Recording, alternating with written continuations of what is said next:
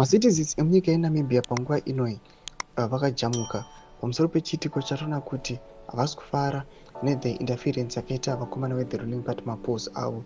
Taona kuti there is a parliamentary statement rinoririzwa by the International Electoral Observation Mission aiwa munyika yeNamibia yataona kuti yauya yakahumiliata vakomana vana Priscilla Chigumba. Sandapinda mashoko atoona kuti aiwa munyika yeNamibia they are not happy nevakomana ivo vakanomedla maelections avo nekusubscribe like on the bell icon.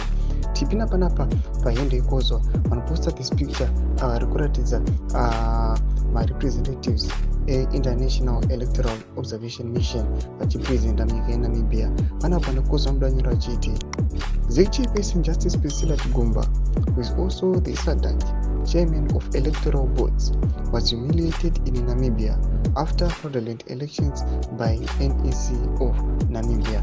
Ndo mashoko atuna kuti in this video tatuna re-attached nevakomana vekozo tuna kuti vakomana ava ve-International Electoral Observation Mission they are not happy vachiuya vachiti influence yakaitiwa nana Priscilla Chigumba kana idelegation yakabva kuZimbabwe aiwa vanoiona kuti yakauya ikakanganisa mapose avo nokuda kwokuti each and every citizen munyika yeNamibia is no longer trusting outcome yakabuditsiwa aiwa ne-electoral commission yemunyika yeNamibia vachiona kuti aiwa these results they were panel beaten, they were crafted and finally ndobva ava flawed. Ndo mashoko atoona kuti munguva inoi Namibia is crying pamusoro pechitiko ichi. Ngoti mafungiro enyu munoti kudii pamusoro pe-this influence yatoona kuti yakanganisa zvikanyanyisa. Tipinda comment section tunaona vanomuda vanyora vachiti I'm very disappointed to know there are still people out there who believe ZANU-PF people vanonyara. Mwanopinda achiti Chigumba and Zexim are just bunch of electoral thieves. Mwanopinda achiti humiliation does not exist in the vocabulary of a thief.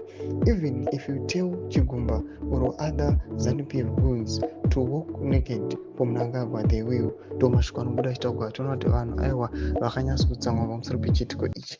Aiwa imbutidze mafungiro enyu munoti kudii pamusoro pekugumuka kwakaita vanhu munyika yeNamibia. Pinda comment section medu, subscribe or like, turn on the bell icon.